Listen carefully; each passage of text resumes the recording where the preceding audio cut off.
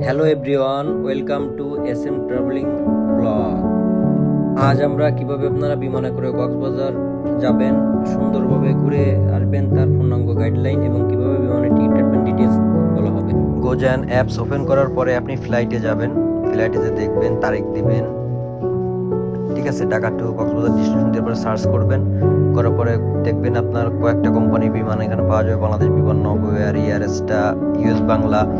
তো আপনার টাইম এবং শিডিউল অনুযায়ী আপনি সিলেক্ট করবেন আর টাকার পরিমাণও সিলেক্ট করে নেক্সটে চাপ দেওয়ার পরে আপনার অ্যামাউন্ট দেখাবে। তারপরে আপনি নেক্সটে চাপ দিবেন আবার, দিয়ে পরে যে ট্রাভেলারের সংখ্যা, যদি একজন হন একজন, এটা পূরণ করবেন। আপনার জাতীয় পরিচয়পত্র বা পাসপোর্ট অনুযায়ী নাম দিবেন, ফার্স্ট নেম এবং লাস্ট নেম। আর 3 নম্বরটা এটা অপশনাল, না দিলেও চলে।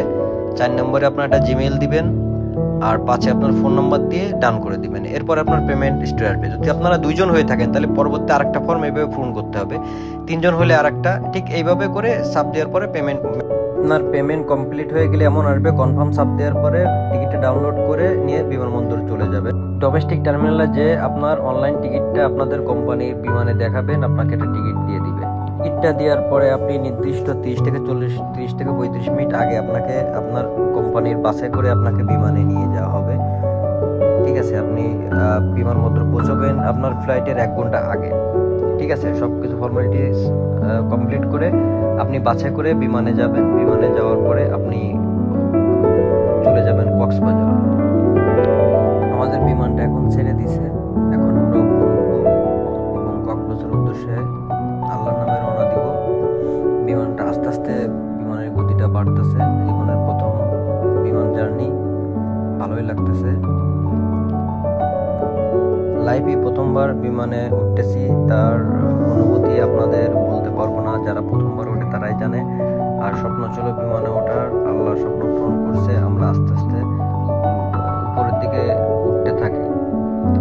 আপনি বিমান থেকে যখন মেঘগুলো দেখবেন আপনার আশেপাশে বা আপনার নিচে, তখন আপনার কেমন একটা ফিল হবে, দেখুন যেন স্বর্গে আছি, স্বর্গের উপর থেকে যাচ্ছি। আমাদের বিমান এখন 15,000 ফুট উঁচুতে আছে। এখান থেকে আপনি গাছগুলো দেখতে পারবেন না, বাড়িঘরও তেমন দেখা যায় না, ছোট ছোট পিঁপড়ার মতন দেখা যায়।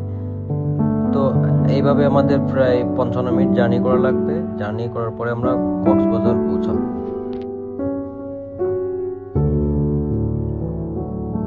বিমান থেকে নামার পর আমরা গাড়িতে করে আমাদের হোটেল প্রাইম পার্কে যাচ্ছি। আমাদের হোটেলের রুম ভাড়া আছে আপনার 3,000 টাকা করে, কমপ্লিমেন্টলি ব্রেকফাস্ট সাথে থাকবে, ঠিক আছে। আমরা এখন রুমে যাওয়ার পরে একটু রেস্ট নিয়ে চলে যাব আমরা বিচে। এছাড়াও কক্সবাজারে আরও কম মূল্যে রুম ভাড়া পাওয়া যায়, 1500-2000 টাকায় ভালো ভালো রুম পাবেন। আমরা একটু ভালো হোটেলে উঠছি। হোটেলে আসার পরে ফর্মালিটি শেষ করে একটু রিল্যাক্সেশন হই। রুমটা অনেক সুন্দর ছিল, ঠিক আছে। রুমে কিছুক্ষণ থাকার পরে আমরা সোজা চলে যাই সি বিচে।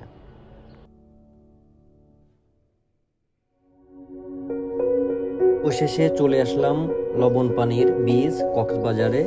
সেই ঢাকা থেকে এই লবণ পানির স্পর্শ নিতে কক্সবাজারে চলে আসছি। ভ্রমণ পিপাসুরা কক্সবাজারে আসে, এবং এমনও অনেক লোক আছে যে 100 হয়ে গেছে কক্সবাজার আসার, এমন একটা সুন্দর জায়গা। তো এখন গোসল গোসল করব। আমরা গোসল সেরে লাবণী, সুগন্ধা, কলাতলি বিচে আমরা সময় পার করি। অনেক পর্যটক এসেছে তারা কক্সবাজারে ভ্রমণ করতে, এবং কক্সবাজার একটা সুন্দর জায়গা। এটা না আসলে লবণ পানির ঢেউ আপনার শরীরে পড়লে আপনি বুঝবেন যে এর অনুভূতিটা কি। কক্সবাজার 3টা বীচ, লবণী, সুগন্ধা ও কলাতলি, কিন্তু বীজ একটাই, কিন্তু নামকরণ করা হয়েছে 3টি। দ্বিতীয় দিন আমরা মেরিন রোড হয়ে হিমচুরি, ইনানি বিচে যাব। আমরা এখান থেকে হিমচুরি নামি, এখানে পাহাড় ঝর্ণা দেখার জন্য। আমরা হিমশিরি পাহাড়ের উপর থেকে পাহাড় এবং বীজ একসাথে দেখার যে রোমাঞ্চকর বিষয়টা, এটা আপনাদের বলে বোঝাইতে পারব না। অনেক সুন্দর। আমরা পাহাড়ের পর থেকে সমুদ্র বীজ দেখতেছি। আর এখানে উঠতে একটু কষ্ট হয়েছে, আমি ওটার ভিডিও ফুটেজ নিই নাই। সিঁড়ি ছিল, ঠিক আছে। তারপর একটা ঝর্ণা ছিল, ঝর্ণাতে পানি ছিল না। যাই হোক, এখানের পরিবেশটা সুন্দর। আপনারা কক্সবাজার আসলে অবশ্যই হিমশিরিতে আসবেন।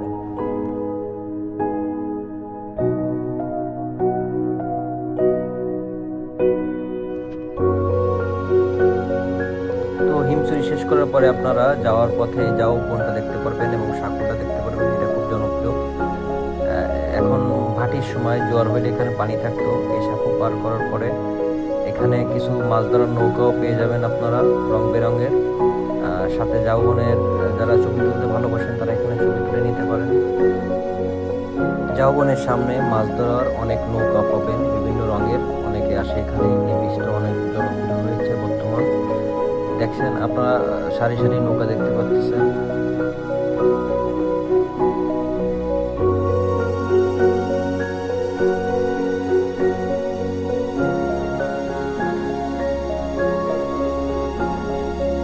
অবশেষে আমরা চলে আসলাম ইনানি বীচ এবং লবণ পানির ছোঁয়া নিচ্ছি। আপনারা কলাতলি বাস স্ট্যান্ড থেকে সিএনজি তে করে চলে আসতে পারবেন বা অটোয় করে আপনারা ইনানি বীচ চলে আসতে পারবেন, হিমছড়ি চলে আসতে পারবেন। 200 টাকা করে সিএনজিতে ভাড়া নেবে। 2 দিনের ট্যুর শেষ করে আমরা কক্সবাজার এক্সপ্রেস করে রেলে করে ঢাকায় ফিরতেছি। তো আমাদের বিমানে করে আসছিলাম আমরা, 5700 টাকা জনপ্রতি পড়ছিল। আপনারা গোজায় নিয়ে যে সহজে অ্যাকাউন্ট করে নিতে পারবেন একটা জিমেইল বা ফোন নাম্বার দিয়ে। তারপরে প্রসেস ভিডিও তো আপনাদের দেখাইছি। আর এখানে এসে আপনারা 1000 টাকায় হোটেল পাওয়া যায়, 1500 টাকা পাওয়া যায়। ভালো ভালো হোটেল একটু দাম বেশি পড়বে আপনাদের। আর এখানে যাতায়াত অবস্থা, আপনি কলাতলির দিকে থাকার চেষ্টা করবেন। এখান থেকে আপনি 3টা বীচ পাবেন, আর ইনানি আর আছে আপনার মেরিন ড্রাইভ আর হিমছড়ি, এই 3টা আপনি অন্য দিন দেখতে পারবেন আমাদের 2 দিনের ট্যুরে।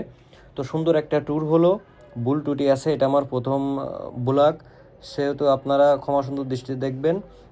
আল্লাহ হাফেজ, আর আপনাদের ধন্যবাদ দেখার জন্য।